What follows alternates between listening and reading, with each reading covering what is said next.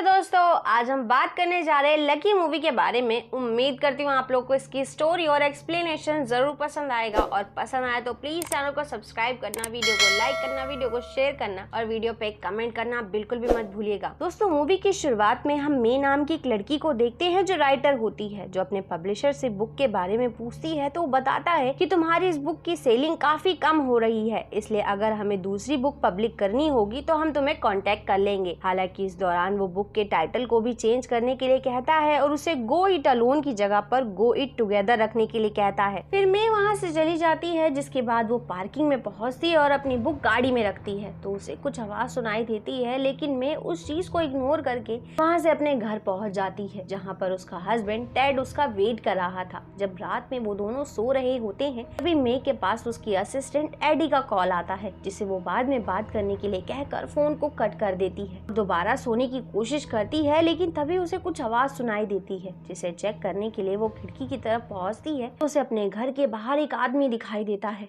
जिसे देखकर मे काफी घबरा जाती है और अपने हस्बैंड को आकर इस बारे में बताती है। टेड कहता है कि वो आदमी रोज हमें मारने के लिए यहाँ पर आता है। हालांकि वो दोनों ही एक ही घर में रहते थे, लेकिन मे को उस आदमी के बारे में कोई भी जानकारी नहीं थी, जो कि काफी हैरान कर देने वाली बात। लेकिन तभी टेड उस आदमी को चेक करने के लिए नीचे जाता है, इसलिए मे भी उसे रोकने के लिए उसके पीछे जाती है। तभी उसे वहाँ पर किचन में टेड की जगह पर वही मास्क वाला आदमी दिखाई देता है, जिसे मे ने घर के बाहर देखा था, जो अचानक से उसके सामने आ जाता है और उसे मारने की कोशिश करता है। तभी टेड वहां आकर उस आदमी पर अटैक करके उसे मार देता है। जैसे ही वो दोनों अपने रूम में जाने लगते हैं तो मे डेड बॉडी को चेक करने के लिए कहती है, लेकिन टेड उससे कहता है कि अब तक तो वो वहाँ से जा चुका होगा। यहाँ पर हम देख सकते थे कि टेड के कहे मुताबिक वो आदमी वहाँ से गायब हो चुका था। फिर वो लोग पुलिस ऑफिसर को इस बारे में इन्फॉर्म करते हैं तो वो कहते हैं कि तुम दोनों लकी थे इसलिए बच गए। नेक्स्ट मॉर्निंग जब मे सोकर उठती है तो उसे लगता है कि जो कुछ भी रात में हुआ वो सिर्फ एक सपना था, लेकिन बात करने पर उसका हस्बैंड बताता है कि वो सब कुछ सच था, जिस पर मे काफी हैरान होती है क्योंकि टेड उससे अभी भी ये बोल रहा था कि वो आदमी हमें मारने के लिए हमारे घर आया था, जबकि मे को इस बारे में कोई भी जानकारी नहीं थी। इसलिए उसे लगता है कि टेड सिर्फ उसे डराने की कोशिश कर रहा है, जिससे वो उस पर चिल्लाने लगती है। लेकिन टेड उससे कहता है कि मैं इस तरीके से तुम्हारे साथ नहीं रह सकता हूँ, अब मैं तभी वापस आऊंगा जब तुम पूरी तरह से शांत हो जाओगी। और ये कहकर टेड वहाँ से चला जाता है।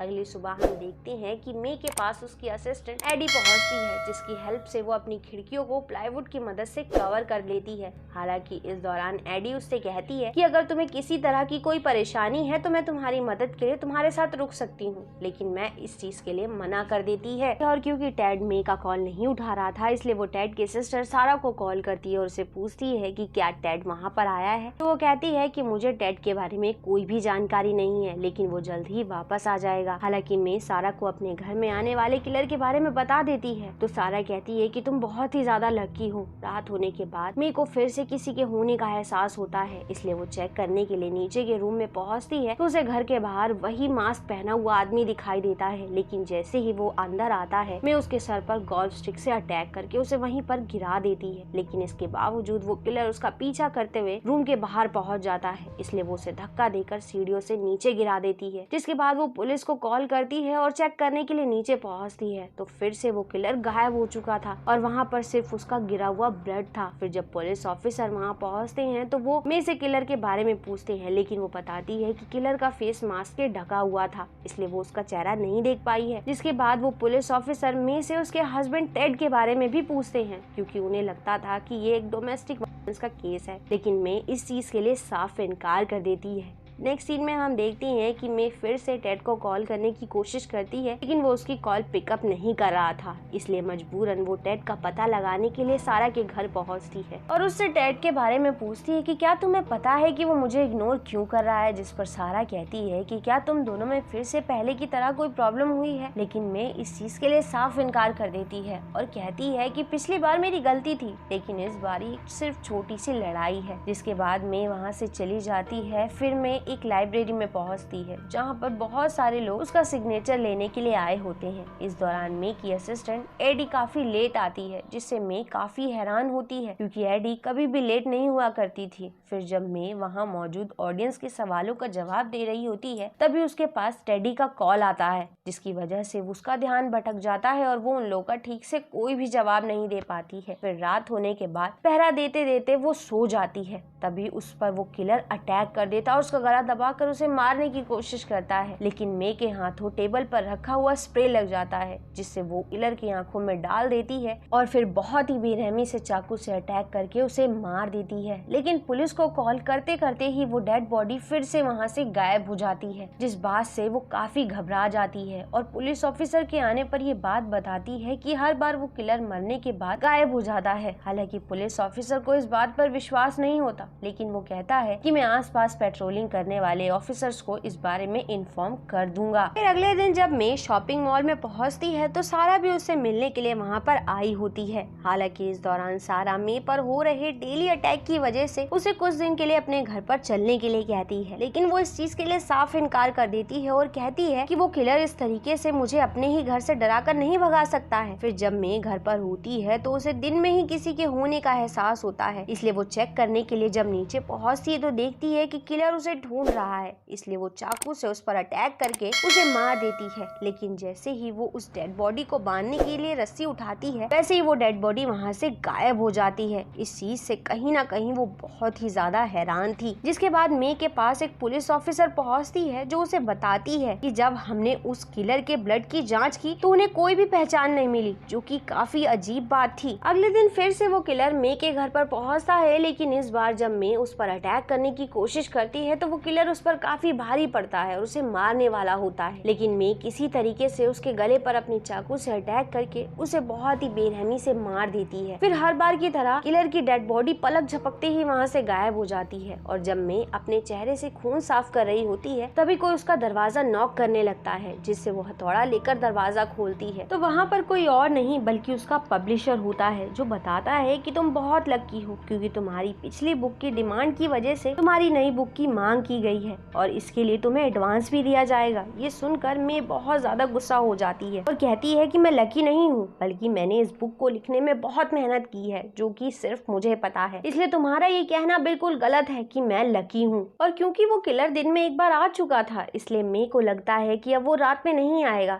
जिससे जब रात में किलर वहाँ पर आता है तो मे बहुत ज्यादा गुस्सा हो जाती है और कहती है मैं तुमसे बिल्कुल भी नहीं डरती हूँ, इसलिए मैं तुम्हारा सामना कर सकती हूँ। ये सुनते ही किलर उस पर अटैक कर देता है, जिससे वो भागते हुए वहाँ पेट्रोलिंग कर रहे पुलिस ऑफिसर के पास पहुँचती है और उसे इस बारे में बताती है, लेकिन पुलिस ऑफिसर को वहाँ पर कोई भी नहीं मिलता है। जिसके बाद मे एक सोशल वर्कर से मिलती है और उसे बताती है कि मुझे लगता है मैं इस दौरान किसी दूसरी ही दुनिया में जी रही हूँ और यहाँ पर मुझे सारी चीजें अलग लग रही हैं। हालांकि उसकी ये बात सोशल वर्कर को बिल्कुल भी समझ नहीं आती है और उसे लगता है कि मे का हस्बैंड टेड मे को फिजिकली और मेंटली टॉर्चर करता है, इसी वजह से मे की ऐसी हालत हो गई है। इस दौरान मे बताती है कि 1 साल पहले मैंने अपने हस्बैंड से चीट किया था, जिसकी वजह से वो मुझ पर काफी गुस्सा था, लेकिन इसके बावजूद मुझे नहीं लगता कि वो मुझे मारने की कोशिश करेगा। जिसके बाद मे सारा के घर पहुंचती है और वहीं पर रुकने का फैसला करती है। इस दौरान जब सारा और मे ड्रिंक कर रहे होते हैं तो मे को सारा के पीठ पर एक स्क्रैच मार्क दिखाई देता है, जो वहीं पर था जहां मे ने किलर पर अटैक किया था। ये देखकर मे काफी हैरान होती है, इसलिए वो इस बारे में सारा से पूछती है तो वो इस चीज पर कोई खास जवाब न देकर सिर्फ इतना कहती है कि मेरे साथ बहुत पहले ही हुआ था। फिर मे बताती है कि मैंने उस किलर को मारने की काफी कोशिश की, लेकिन वो अभी तक जिंदा है और पहले तो वो सिर्फ रात में आता था, लेकिन अब वह दिन में भी मुझे मारने की कोशिश करता है। हालांकि वो मुझसे स्ट्रॉन्ग है, लेकिन अब तक मुझे कोई भी नुकसान नहीं पहुंचा पाया है। फिर जब मे रूम में होती है तो उसे बाहर से कुछ आवाजें सुनाई देती हैं, जिससे वो हथौड़ा लेकर बाहर चेक करने के लिए जाती है तो उसे दिखाई देता है कि वो मास्क वाला आदमी वहाँ पर भी पहुँच गया है, जिसने सारा पर अटैक कर दिया था। इसलिए वो दरवाजा बंद करके सारा के बेटे को पुलिस को कॉल करने के लिए कहती है और खुद वहाँ से भाग निकलती है। फिर जैसे ही किलर उस पर अटैक करने की कोशिश करता है, वो हथौड़े से उस पर वार करके उसे बहुत ही बेरहमी से मार देती है। हालांकि इस दौरान वो खुद भी बेहोश हो जाती है। फिर जब उसकी आंख खुलती है तो वो अपने सामने पुलिस ऑफिसर्स को पाती है, जो सभी मिलकर उससे बहुत सारे क्वेश्चन करने लगते हैं, जिससे वो काफी परेशान हो जाती है और वहाँ से निकल जाती है।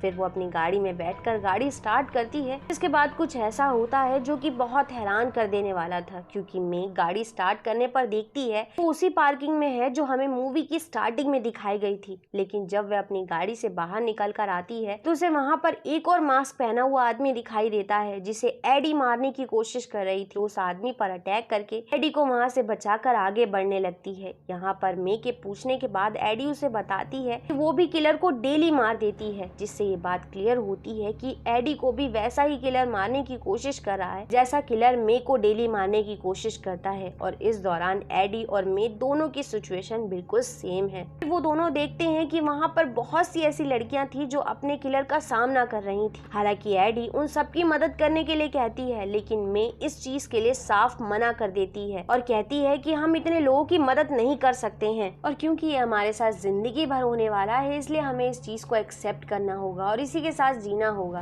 तभी एडी पर मे का किलर अटैक करके उसे बहुत ही बुरी तरह से मार देता है, जिसे देखकर मे वहाँ से भागकर अपनी कार में बैठ जाती है। तभी उसे कार के अंदर टेड की आवाज सुनाई देती है, जिससे वो बहुत ज्यादा डर जाती है और उसे गाड़ी से बाहर निकलने के लिए कहती है और उससे कहती है कि मैं तुम्हारा इंतजार कर रही थी। ये सुनकर टेड उससे कहता है कि मैंने तुमसे कहा तो था कि जब तुम शांत हो जाओगी मैं वापस आ जाऊंगा। फिर मे टेड से पूछती है कि क्या तुम्हें पता है वो मास्क वाला आदमी कौन है, जिस पर उसका हस्बैंड कहता है कि उन सब चीजों से कोई भी फर्क नहीं पड़ता है। फिर मे उसे अपने साथ घर के अंदर ले जाने लगती है। इस दौरान मे काफी दुखी होती है और कहती है कि मैं इन सब चीजों से थक चुकी हूँ, मैं चाहती हूँ कि मैं गिव अप कर दूं, लेकिन मुझे पता है कि चीजें कैसी हैं और अकेले आगे कैसे बढ़ना है। इसलिए वो अपने हस्बैंड के गले लग जाती है, लेकिन तभी किलर उसके हस्बैंड पर अटैक करके उसे मार देता है। ये देखकर मे वहाँ से घर के अंदर चली जाती है। उसी दौरान किलर उसके घर के अंदर आ जाता है, जिस पर मे एक कांच के टुकड़े से अटैक करके मार देती है और फिर उसका मास्क हटाती है तो उसे वहाँ पर बहुत सारे चेहरे दिखाई देते हैं। हालांकि मूवी में ये चीज क्लियर नहीं की गई है कि मे के साथ क्या हो रहा था और उसे मारने वाला वो आदमी कौन था, लेकिन उसकी और सोशल वर्कर की बातों से ये पता चलता है कि वो एक रियलिटी से अलग किसी दुनिया में जी रही थी